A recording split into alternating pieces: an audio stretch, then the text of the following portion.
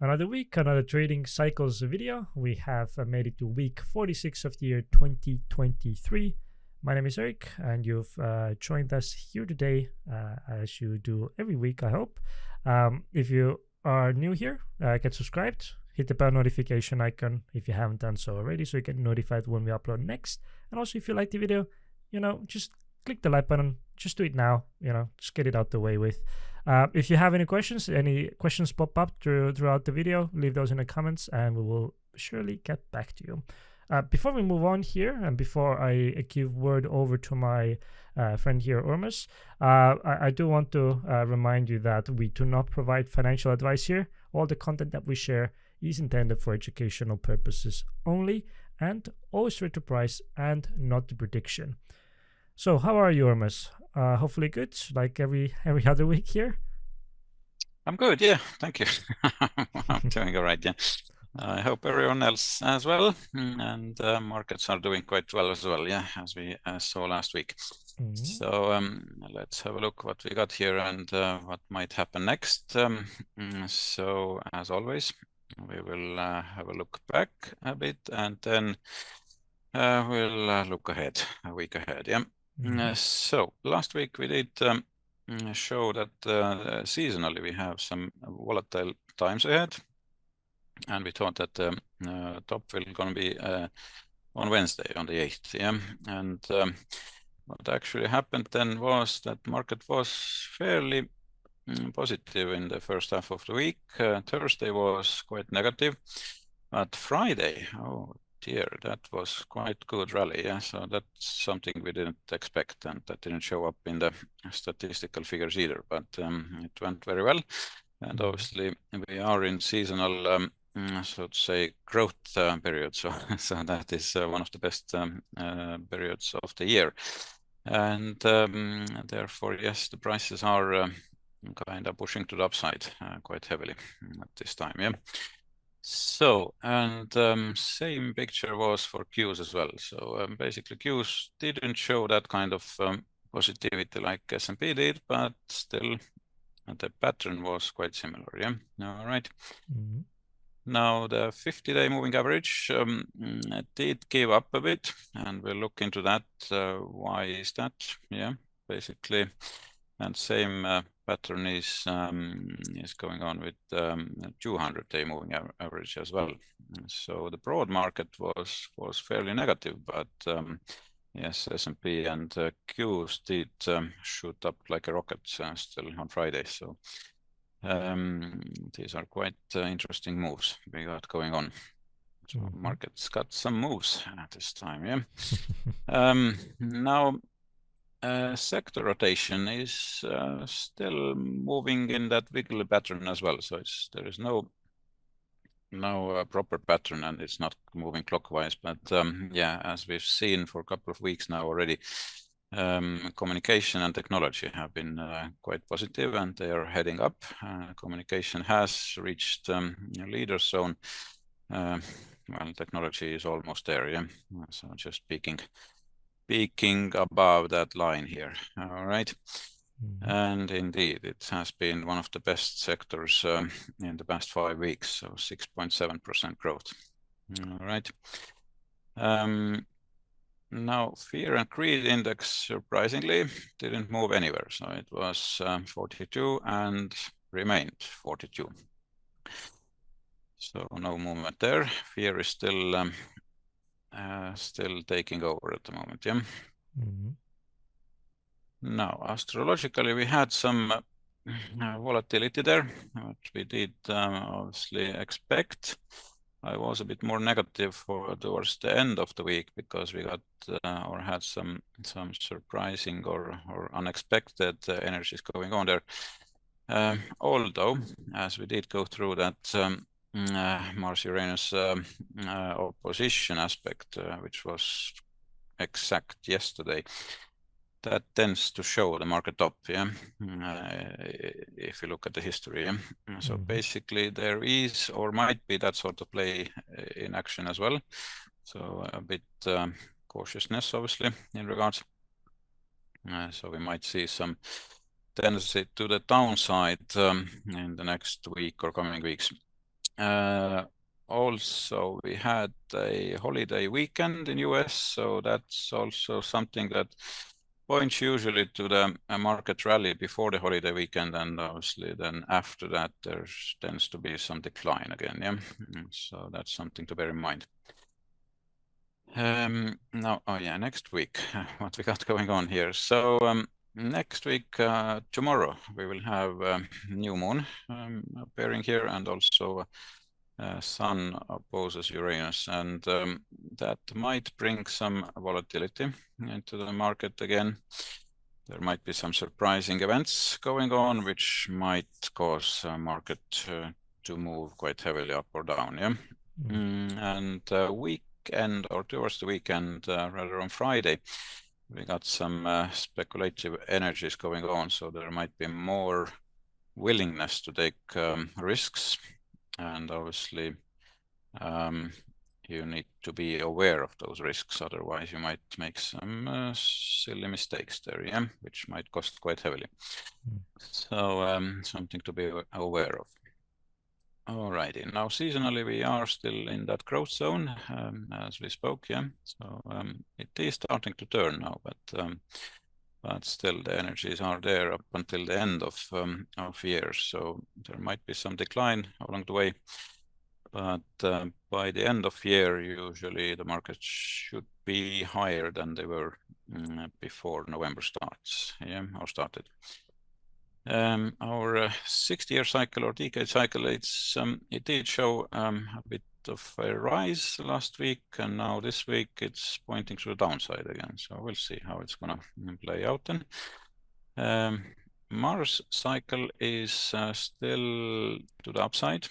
The turning point should be around 20th, so we still got some time to go. Yeah, about a week still to go until it's gonna point to the downside again.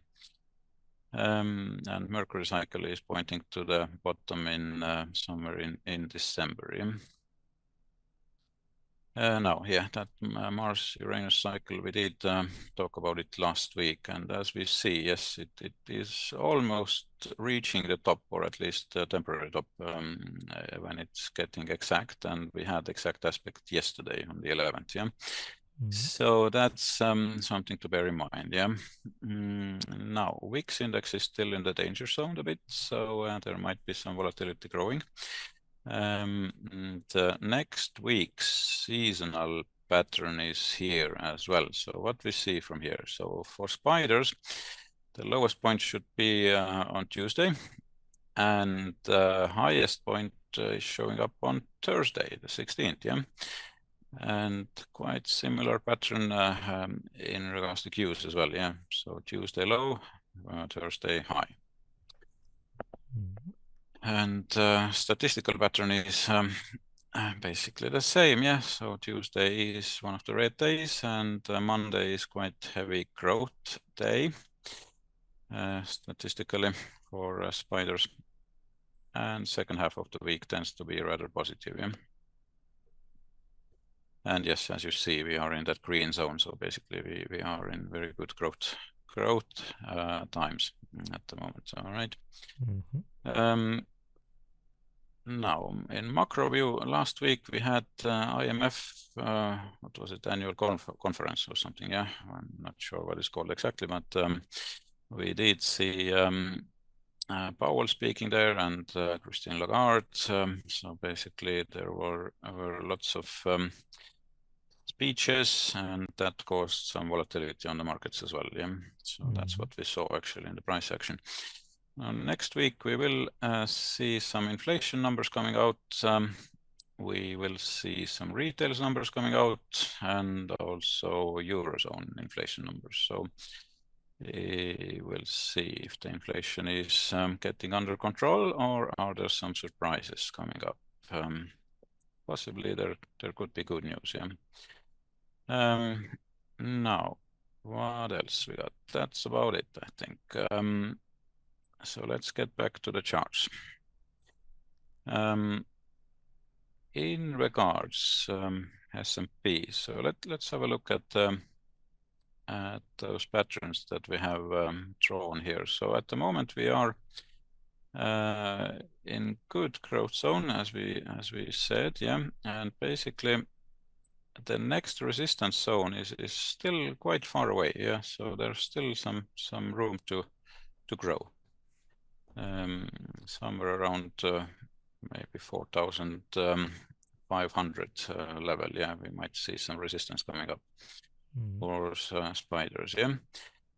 So that's quite good.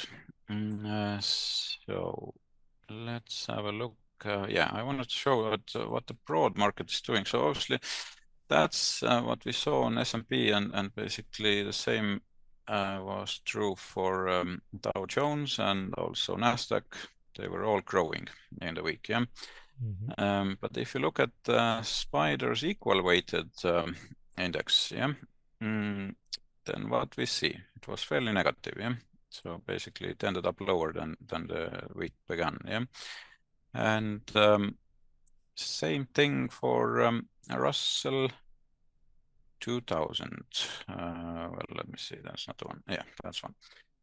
Yeah, it was fairly negative as well. So the broad market was declining quite heavily, and that's why we didn't see those numbers to go up. So basically, fear and greed index is still fairly negative, and obviously the broad sentiment is also fairly cautious at this point of time.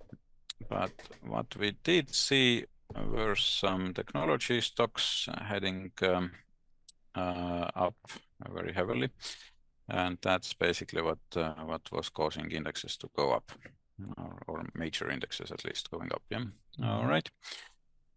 Now looking at gold, gold is going to the downside still. So the last turning point was on 31st of October, and since then basically it has been on to the downside. We thought it might go a bit up because of that seasonal tendency, but that didn't quite happen. Yeah. So next turning point is coming up on Wednesday, the 15th. That's something to keep an eye on. And Bitcoin is now kind of stabilizing. Next turning point is tomorrow on Monday. And as we have told before, we are in that seasonal decline zone at the moment. So we might see some corrections there in that very, very strong price action. Yeah. So something to be aware of as well. Might not see prices going up as fast as they did so far. And VIX index is, yes, fairly stable again. It's on the low 14s now, yeah. So no volatility at all, yeah, in regards. And what's behind it then? If you look at major companies like Apple, one of the big seven, so basically that was very heavy price action last week. The prices did rise as much as 5.6%, yeah. So that's fairly good growth in a week. So that's the reason why we did see major indexes to go up. Basically, Apple is quite big chunk of that as well. Now Tesla is something I'm keeping an eye on. I'm waiting for some good signals to come up there, and obviously then it should be ready for another leg up. So at the moment it's still negative, but we'll keep keeping an eye on it. Yeah. So just in case, it's fairly good company, and obviously we have not given it up. Yeah. So there should be good times ahead as well. Yeah, that's about it, I think. Let's see how the week is gonna go. So just keep an eye on the next turning point, which is coming up on Thursday for US stock markets at least. Yeah. All right. All right. Thank you very much, Thomas, as always. And thank you for watching and listening. If you haven't done so already, get subscribed. Just hit the subscribe button. Also click the bell notification icon so you get notified when we upload next. That's weekly. And if you have any questions, if anything popped in your head you want to share with us, leave that in the comment section down below, and we will make sure that we read it and maybe incorporate it into one of our videos.